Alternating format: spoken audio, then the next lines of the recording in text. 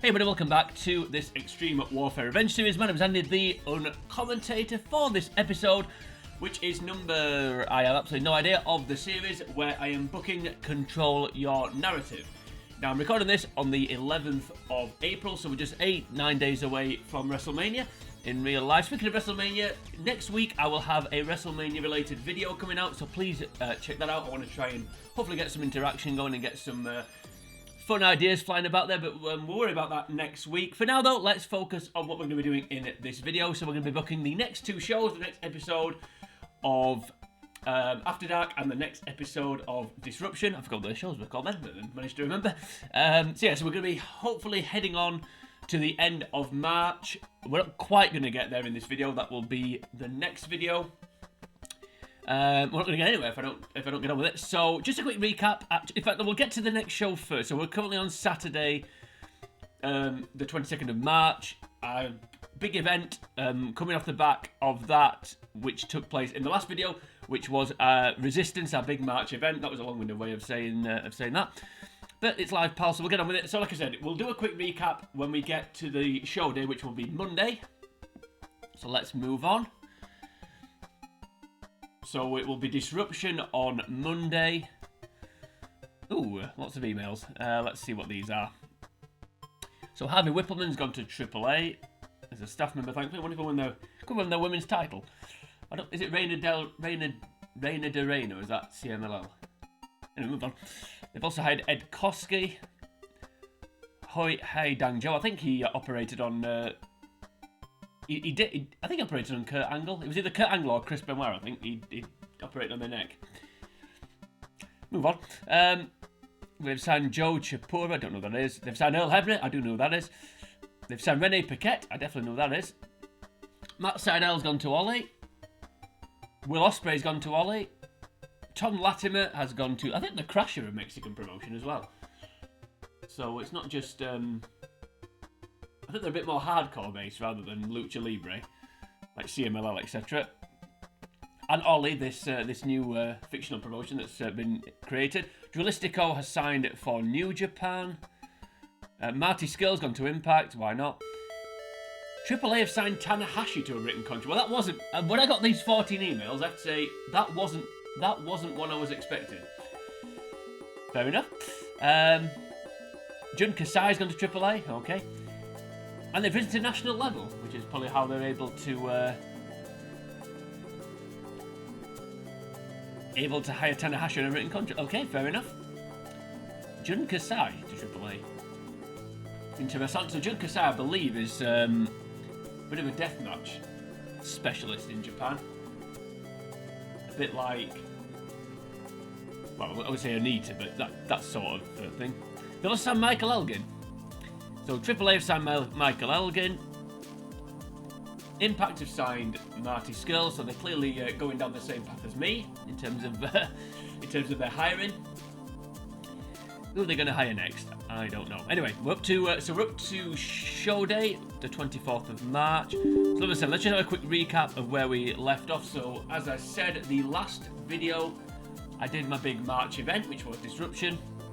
Because our big events take place on Friday because we're controlling our narrative like that. And this is what happened. So Matt Raywald, better known as Aiden English probably, what's he called in... He commentates on for Impact, doesn't he? I don't know what he's called. Does he just use his real name? I don't know. Anyway, we did an interview in this world. He did an interview for Omos because he manages Omos. Then Shark Boy beat Jake Atlas. So the story for that was Jake Atlas accusing Shark Boy of being homophobic, which Shark Boy wasn't. Then Braun Strowman, I think he just turned up for work. Maki Ito beat Mei Saruga by whacking her with a microphone. Viano 4 for some reason beat Joe Hendry. Not quite sure why I booked that, but hey ho. Then we were supposed to have a match between Chase Owens and Chris Dickinson, and it was ruined by the Blacklist. They came out and beat both guys up. Then we had a submission match between Chuck O'Neill and Gable Steveson, which Chuck O'Neill won. EC3 was assaulted on commentary by Ethan Page, and then in the main event, Omos and Aiden English, Matt Raywald, teamed up to take on Adam Scherr. I forgot his name was then. Adam Scherr. don't know.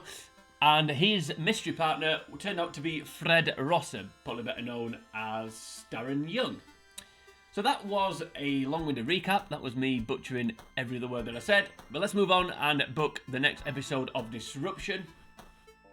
And then we'll move straight on to booking After Dark, which is coming to an end. We've got 4 weeks left. So I think what I'm going to do, when I get past the next episode of Disruption, I think I'm going to send out a promo tape and see if we can get After Dark on a bigger network, possibly Twitch, like we've got Disruption on. Now we've got the ratings up a little bit. And the network are happy with them. Let's see if they're happy with the ratings for this show, though. We're going to kick things off with an angle, because, of course, we book as few matches as possible. And also, my booking of Adam Scherr is not going down very well, but I'll get more into that after this, if I can remember. So, other rival, we like showing him turn up for work. So, yeah, Adam Scherr. There we go. And then we're going to go straight into our first match, and it's going to be between Chuck O'Neill and Bateman, not Derek. I'm not hiding anybody, so there'll be no. I can't spoil any debuts because there won't be any for this in this particular video. I may need to look at beefing the roster up a little bit. Let's just get through this first. So Chuck O'Neill is going to lose this match because Gable Steveson is going to run in. So that keeps that feud going.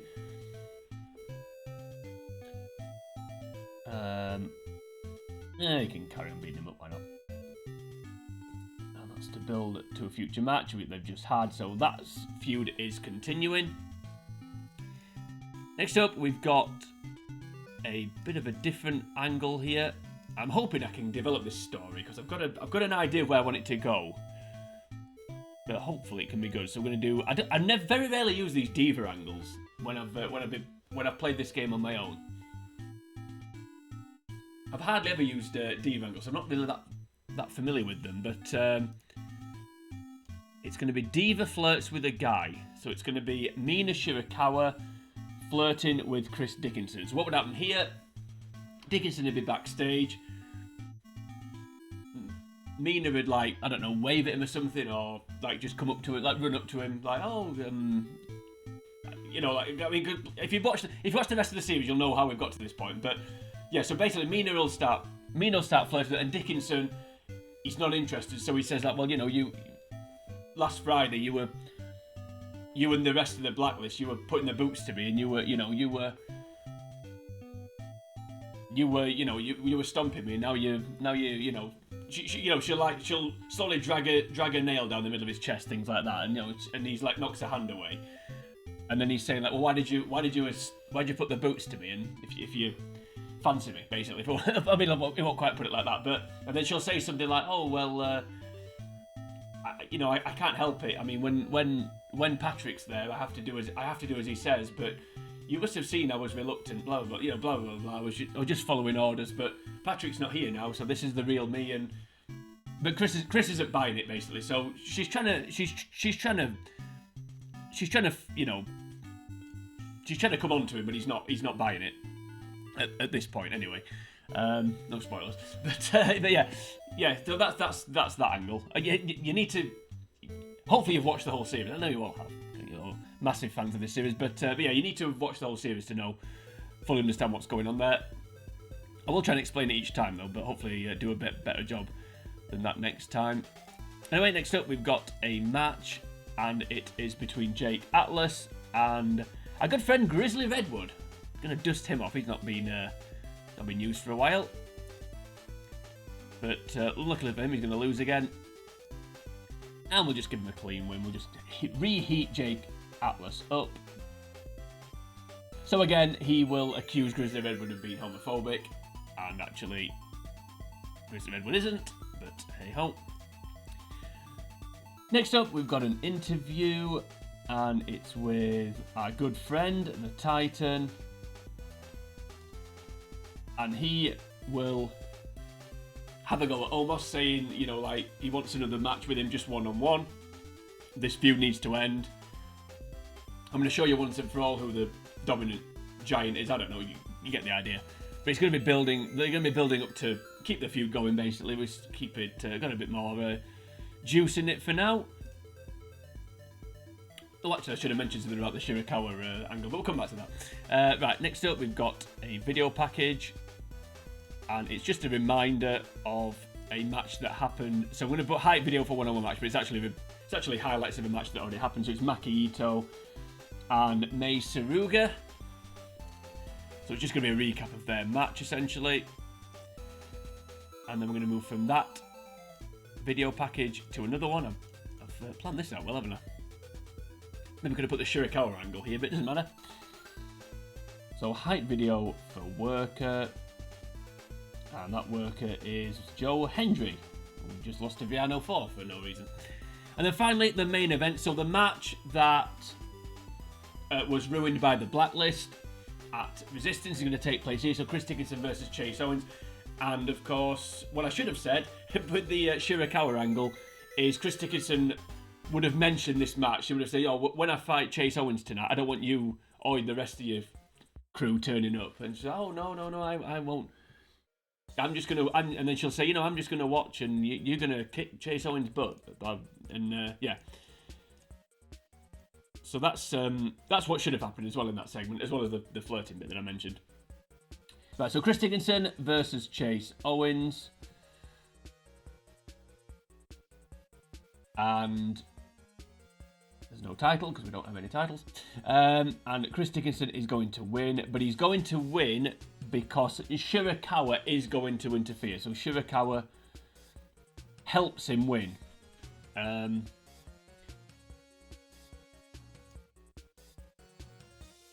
then I'm going to say Chris Dickinson attacks. I mean, he's not going to attack her, but basically, like, she'll like jump up and down with her bits shaking, and then like maybe jump on his back or jump up, like like wrap her legs round his waist, basically jump up. He'll catch her, and then he'll let her go and let her drop to the floor, and then just like she puts her hand out to like say, "Oh, help me up" or whatever, and he just walks away. So he's still not buying it. He's still not like letting her get into his head, basically. So we'll put build to a future match. So at the minute, Shirakawa is at the minute she's sort of a heel pretending to be she's supposed to be a heel pretending to be a babyface. That's what's supposed to be happening because she's been brainwashed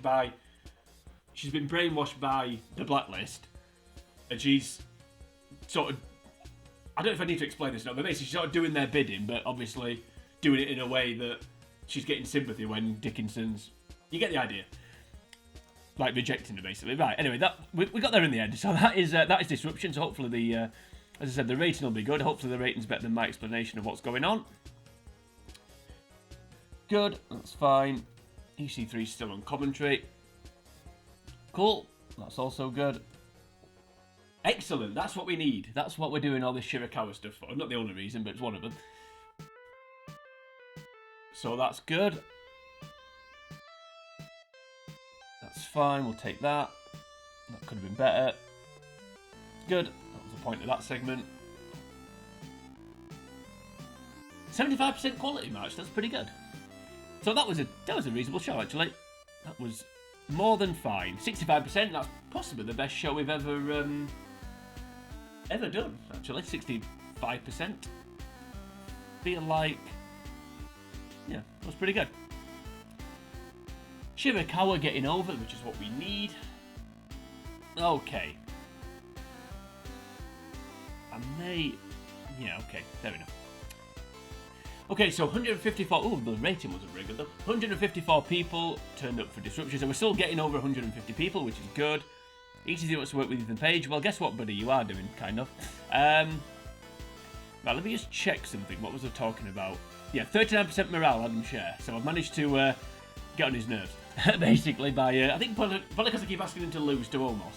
That's possibly why, but still got Ethan Page on the roster at the moment. I'm going to leave him on just for now. Right, we've got a 0. Yeah, Ratings are still good. Yeah, they are dropping a little bit though. The highest we got was 0.7. But the public image is going up, which is always useful. Right, so we've got one more show to book, which is going to be the next episode of Disruption. And then hopefully, when we get to March, we will make money. When we get to the end of March, when we get into April, sorry, we will have made money this month. If we haven't made money this month, then this series may be ending. Because I don't know how often, if you keep losing money or your public image doesn't go up, you do get fired. But you tend to get fired after when you get to a new month, so this may be the last episode of this series. But I guess we'll see. Right, so here we are at After Dark. So a nice short 5 segment show, sorry, which I am going to try and get to. I think I'm going to try and get it to get a new TV deal so we can get it up to more segments like the Disruption. Although that means then the name After Dark won't be applicable. But that's not something I'm worried about at the moment. Okay, so we're going to kick things off with an argument. We're going to kick things off with two people arguing with each other. Sorry, I just got distracted then. My cretinous neighbours have returned, but we're not going to let them put me off. So we've got, it's going to be Adam, Scherr and EC3 having an argument. So what would happen here? Is here, if I can speak. What would happen here is basically Adam Scherr would storm to the ring. He'd drag EC3 off commentary, and he'd ask him like, what the hell are you doing? You know, we started this company. We wanted to change wrestling. We wanted to control our narrative. You know, blah blah blah blah. Give people a place to work. And what are you doing? You're sat behind the commentary desk. You haven't put your boots on yet. You've got some punk who doesn't even work here, you know, assaulting you. You're letting people like Patrick Clark come and go as he pleases. What the hell's going on? Is there only me that cares about this company? But, you know, he just basically unloads on EC3 like, you know, spits fire on him, or what you know, drops gospel on him, as The Rock might say. And then EC3 just kind of, he does fire up a little bit and sort of argues back and says that, well, you know, yeah, I haven't put my boots on, but, you know, you've put your boots on, but you might as well not have bothered, because all I ever see you do is stare at the ceiling for Omos and blah, you know, and then up the crowd go, ooh, you know. So a bit of a worky shooty type thing. So they argue with each other about the company basically and where it's going. And then Adam Scherr says, oh yeah, you want to see destruction, I'll show you destruction. Send somebody out here and I'll beat them in seconds or something like that. And then that leads nicely on to the next segment, which is Adam Scherr and Brian Johnson. So Brian Johnson comes out like a lamb to the slaughter.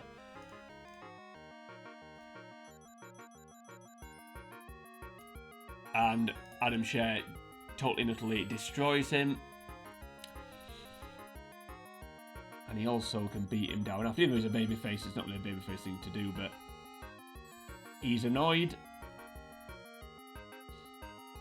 So he does that. And that hopefully heats him up a little bit. Okay, then next up we've got an interview. And it'll just be with Matt Raywalt. So no Omos, I don't have to pay him. So we'll just say Matt Raywalt. And he'll just basically say, oh, you know, you think Omos is impressed. He'll just say something like, oh, you think Omos is impressed by that display? You know, you're too busy. You know, you look at the guy you've just beaten. He's not exactly a giant, is he? And you know, you get the idea. He just basically says Omos isn't worried about you, but he'll fight you. But he'll fight you again. You get the idea. And then we're gonna have a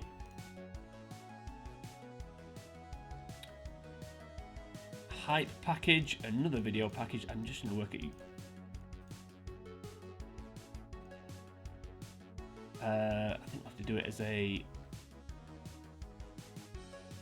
Yeah, we'll have to do it as a one-on-one. We'll have to do it as a match, but obviously it's not a match. So it's going to be Chris Dickinson and Mina Shirakawa. So this will basically be a recap of what's happened so far. So Mina, you know, Mina coming on to Chris Dickinson, Chris Dickinson rejecting her, Mina and the rest of the, what they call blacklist, there we go. Mina and the rest of the blacklist beating him down before his match with Chase Owens, and then Mina helping him beat Chase Owens. So it's just kind of a recap of where we're at so far with that particular storyline. And then last up, the main event of this particular show. So it's only a short one, obviously. And it's going to be Gable Steveson taking on our good friend Zicky Dice. So Zicky Dice would be the babyface in this one, obviously. So Gable Steveson wins. He wins cleanly, and then Chuck O'Neill runs in and attacks Gable Steveson. So again, keeping that little feud going. Okay, that's After Dark.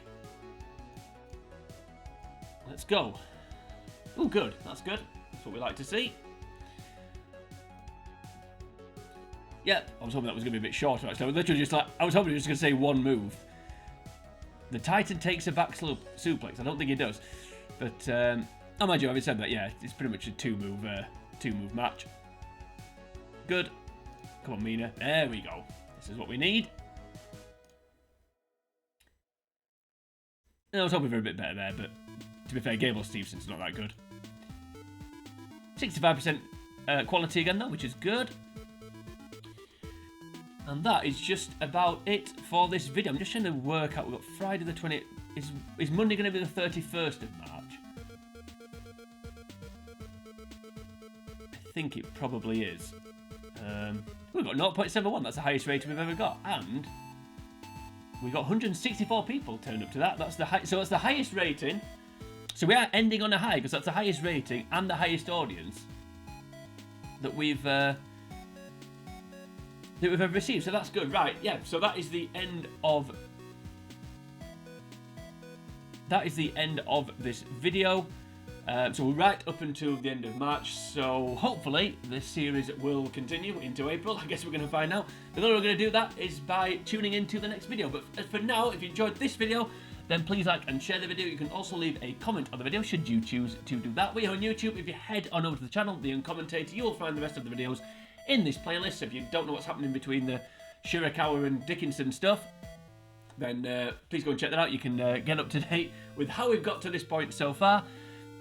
If you like wrestling, then I've also played through this game before. I booked a year's worth of shows for PWG, so please go and check that out. I've also done a playthrough of WWE Crush Hour, so please go and have a look at that as well. If you don't like wrestling, then I'm not quite sure why you're watching this video, but if that is the case, then by all means go and watch some non-wrestling related content that I've made, such as Pokemon. I've done some Kirby games, Extreme Express if you like train racing, but it's a bit of a random one, but that seems to be relatively popular. South Park Rally, and lots of other good stuff. But join me next time. We're going to be moving on to April and hopefully maybe getting a new TV deal and not getting fired. I guess we're going to find out. But at that point, for now, from me, it is sayonara.